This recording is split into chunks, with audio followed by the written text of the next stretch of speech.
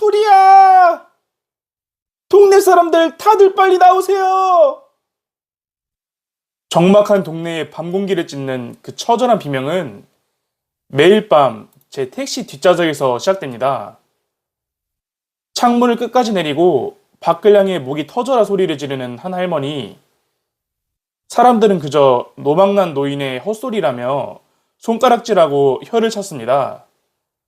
저 또한 처음에는 그저 운행을 방해하는 피곤한 손님이라 생각하며 창문을 닫기에 급급했어요. 하지만 할머니가 품고 있던 타버린 무명천 뭉치와 손등에 새겨진 그물 같은 흉터를 목격한 순간 저는 잊고 지냈던 수십 년 전 그 지옥 같던 겨울밤의 진실과 마주하게 되었습니다. 오늘 전해드릴 이야기는 저를 살리기 위해 자신의 온 삶을 화화에 던졌던 한 여인과 긴 시간이 흘러 이제야 그 빚을 갚으려는 어느 택시기사의 뜨거운 고백입니다. 안녕하세요. 저는 개인 택시를 운행하고 있는 박정훈입니다. 강산이 3번이나 바뀔 만큼 긴 세월 동안 운전대를 잡으며 참으로 많은 사람들을 만났습니다. 뒷좌석에서 울고 있는 수만 명의 사연을 실어 날랐지만 정작 제 마음속 깊은 곳에 박힌 가시 하나는 외면하며 살아왔어요. 이제는 머리칼에 서리가 내려앉고 은퇴를 고민해야 할 시기가 되었음에도 저는 여전히 밤 공기를 가르며 도로 위를 달립니다. 남들 쉴 때 일하고 남들 잘 때 눈을 떠야 하는 고단한 직업이지만 이 핸들만이 제가 세상을 살아가는 유일한 지팡이였어요.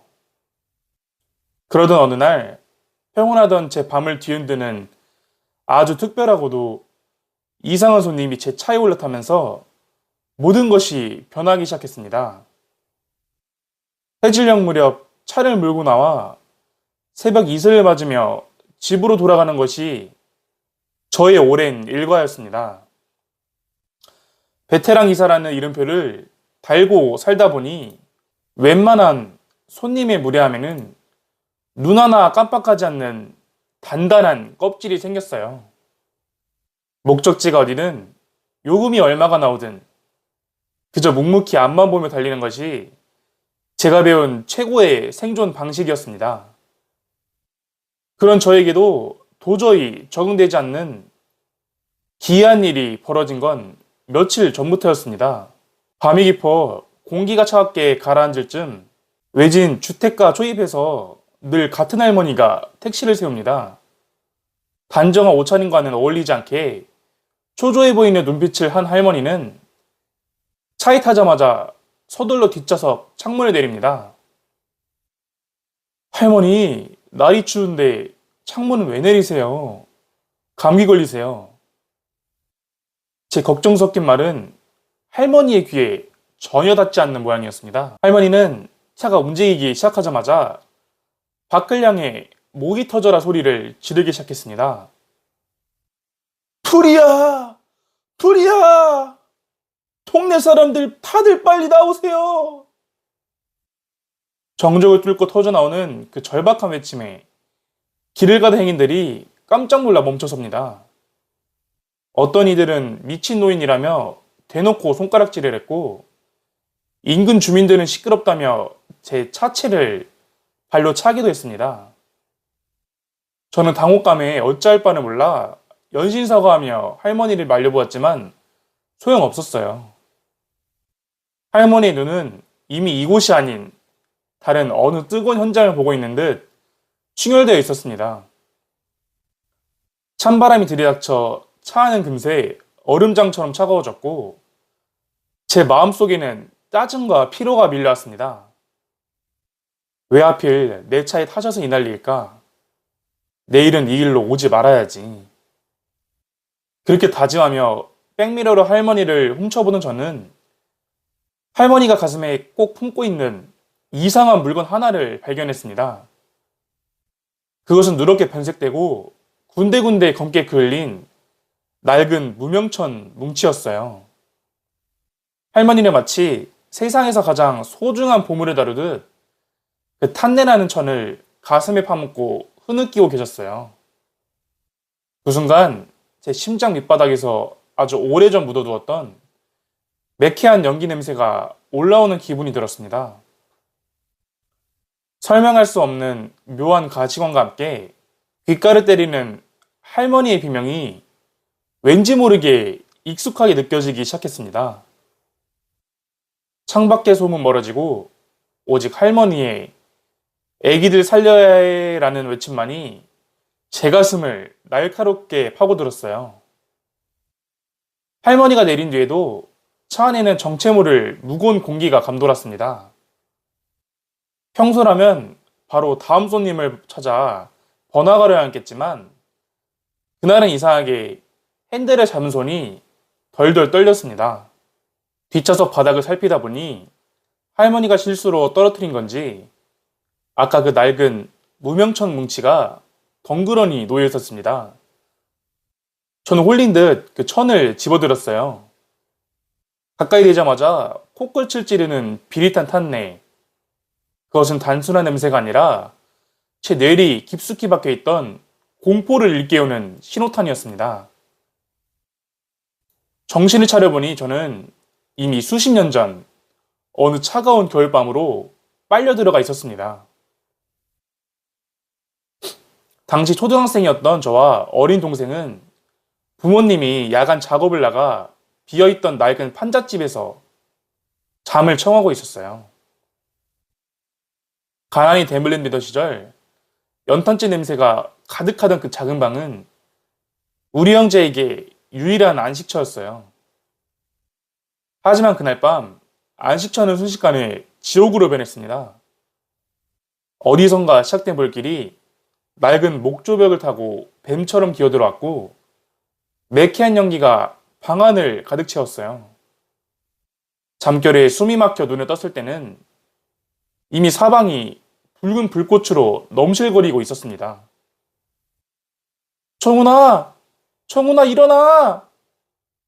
동생을 흔들어 깨우려 했지만 어린 동생은 이미 연기에 취해 늘어져 있었어요. 저 역시 의식이 희미해지며 바닥으로 쓰러지는 그때 정적을 깨고 동네가 무너져라 울려 퍼지던 한 여자의 비명이 있었습니다. 불이야! 불이야! 동네 사람들 다들 빨리 나오세요! 그것은 절규였고 동시에 사투였습니다.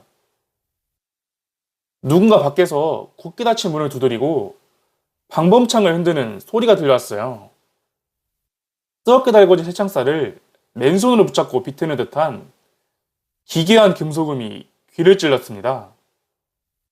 얼마 후 퍽 하는 소리와 함께 창문이 깨졌고 차가운 물에 푹 적셔진 무명천 뭉치가 저 얼굴 위로 던져졌어요. 이걸로 코랑 입 막아. 조금만 참아. 누나가 구해줄게. 그 목소리는 공포에 떨고 있던 어린 소년에게 내려온 신의 음성이었습니다. 불길 속에서 나타난 한 여인은 본인의 옷이 타들어가는 줄도 모르고 저와 동생을 한 명씩 품에 안아 창밖으로 끄집어냈습니다. 우리가 안전한 골목 끝으로 옮겨진 뒤에야 여인은 안도한 듯 자리에 주저앉아 거친 숨을 몰아쉬었어요. 당시 옆집에 살던 이제 막 시집을 온 지 얼마 안 된 새댁 누님이었습니다. 그날 밤 이후 우리 가족은 다른 동네로 이사를 가야 했고 경황이 없던 부모님은 그 누님께 제대로 된 인사조차 드리지 못했습니다. 어린 마음에도 그 뜨거웠던 무명천의 감촉과 누님의 절박한 비명은 지워지지 않은 낙인이 되었어요. 택시 운전대를 잡고 30년 넘게 무심하게 살아왔지만 제 몸은 그날의 냄새를 기억하고 있었던 겁니다. 할머니가 품고 있던 그 무명천과 매일 밤 지르는 비명이 왜 그토록 제 심장을 두드렸는지 이제야 알 것 같았습니다. 설마 정말 그 누님인 건가? 저는 차를 세워둔 채 한참 동안 그 낡은 천을 손에 쥐고 오열했어요. 그토록 강인하고 따뜻했던 영웅이 어쩌다 이런 모습으로 다시 제 앞에 나타나게 된 것인지 가슴이 찢어지는 것 같았어요. 다음날 밤 저는 평소보다 훨씬 일찍 그 골목에 차를 세웠습니다. 요금을 벌기 위해서가 아니라 45년 전 저를 살려준 그 목소리의 주인공을 다시 확인해야만 했기 때문입니다.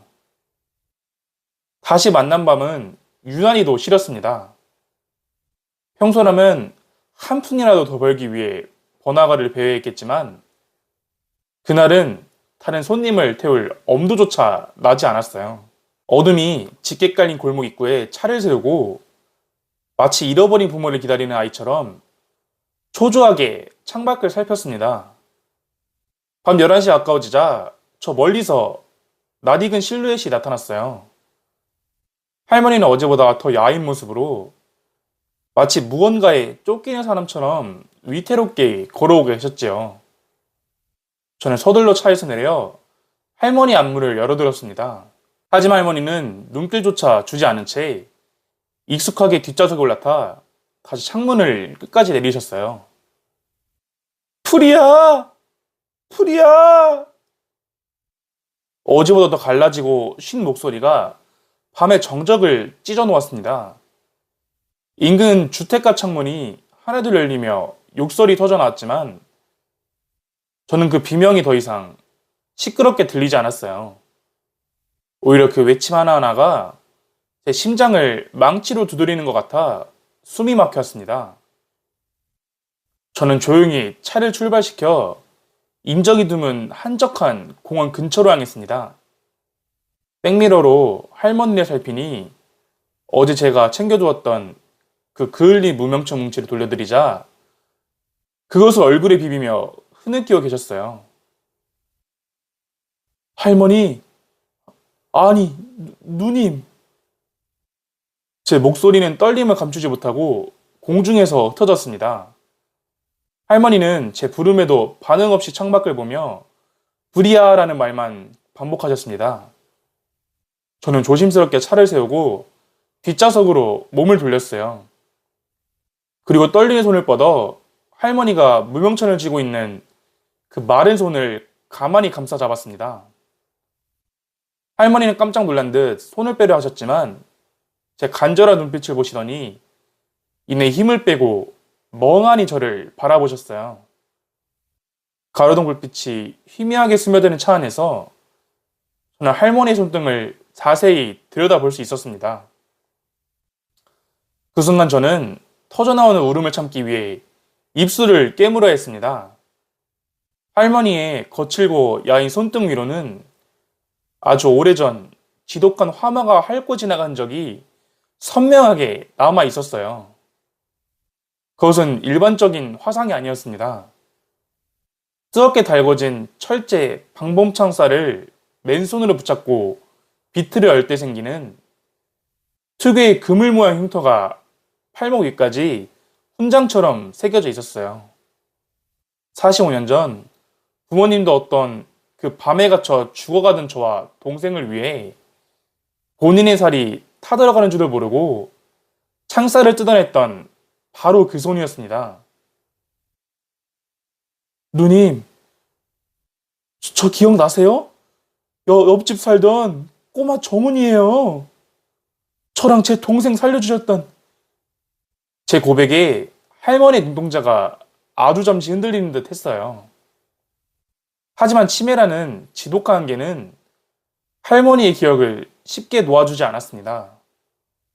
할머니는 다시 창밖을 보며 불이야, 빨리 나와 라고 중얼거리실 뿐이었어요.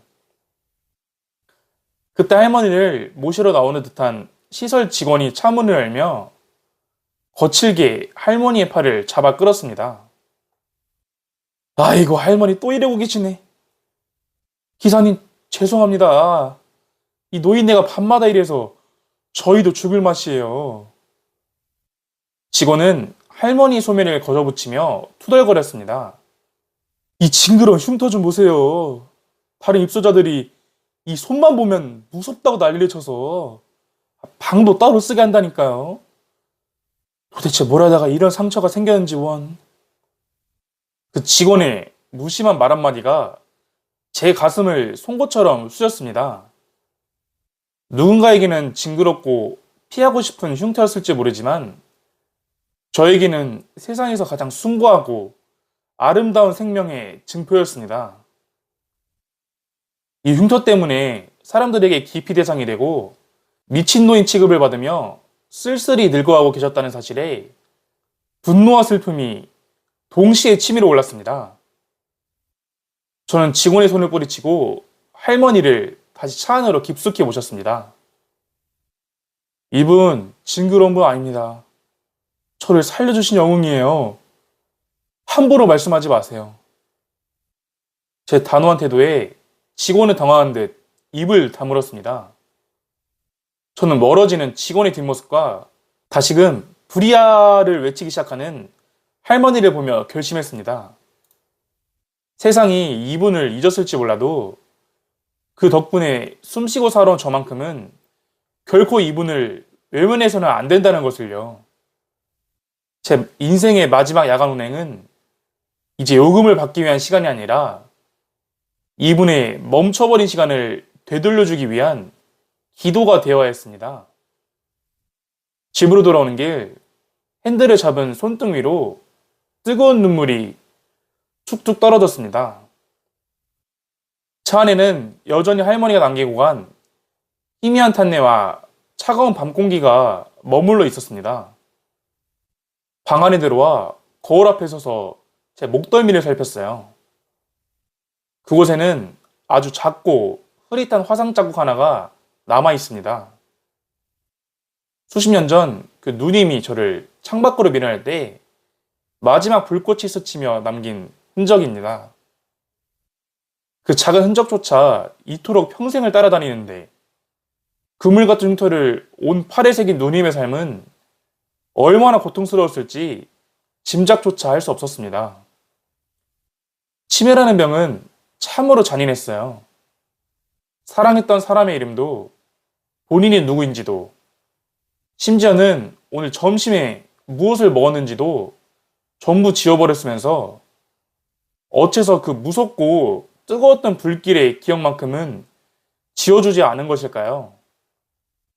이름도 가족도 다 잊어버린 노인이 되었지만 오직 옆집 아이들을 살려야 한다는 그날의 처절한 책임감만큼은 영혼에 낙인처럼 새겨져 있었습니다.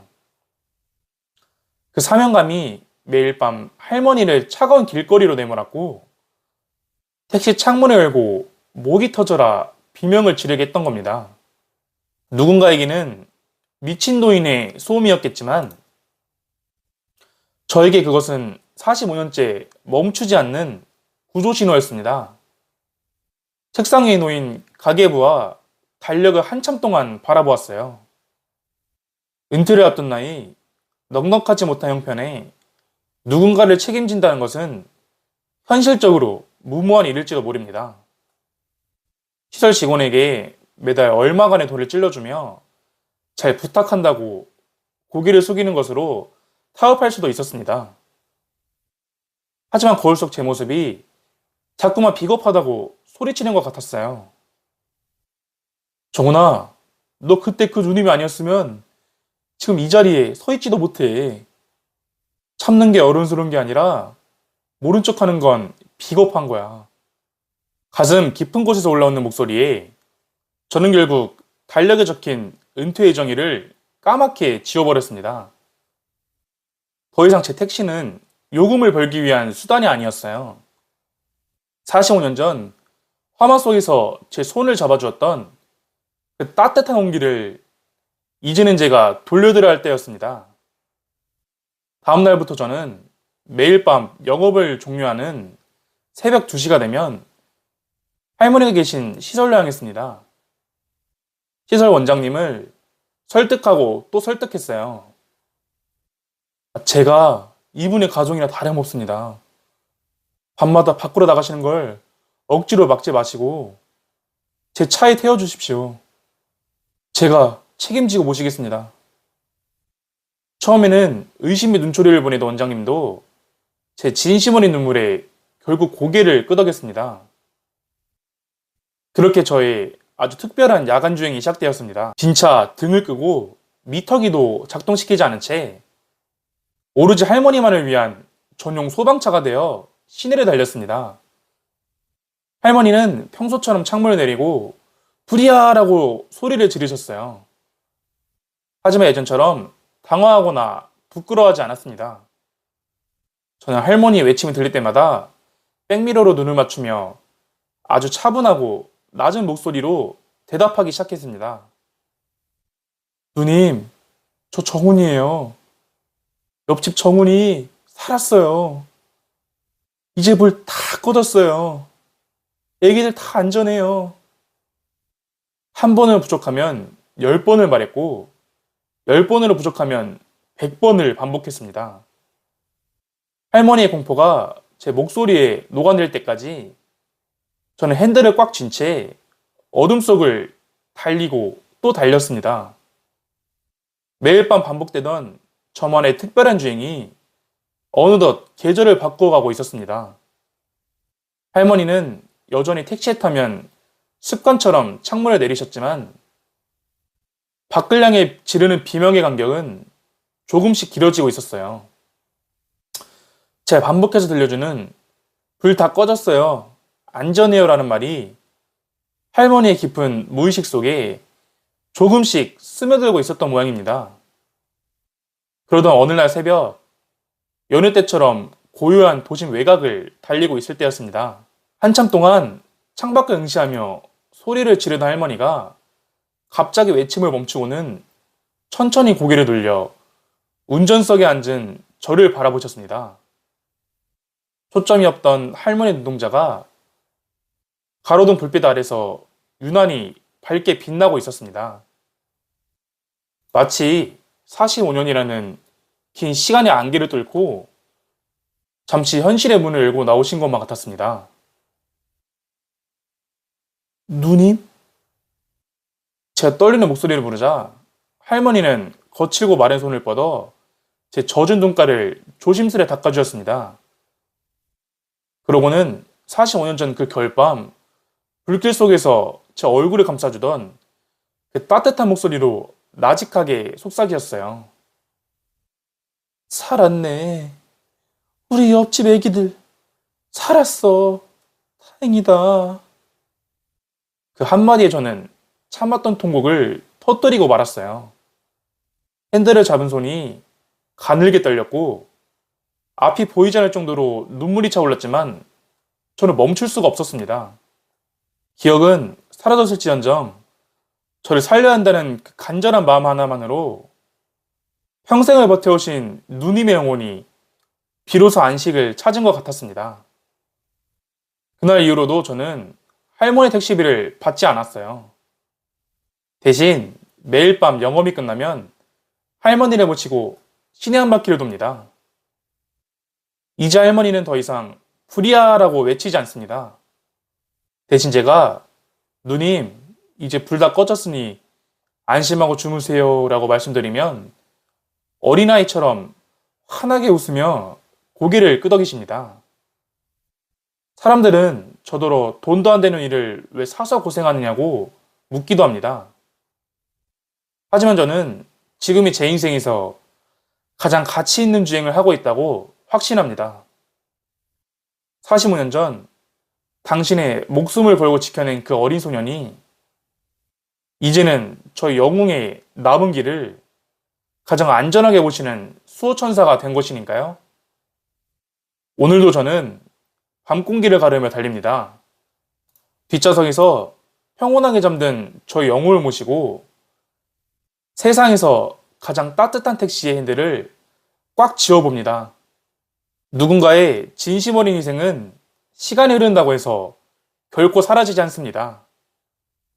그것은 누군가의 가슴속에 씨앗으로 남아 수십 년 뒤 이토록 아름다운 보온의 꽃으로 피어나기도 합니다.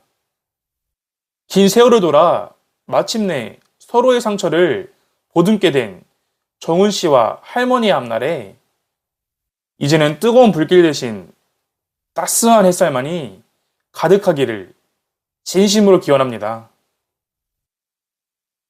사연 말아주는 남자였습니다. 감사합니다.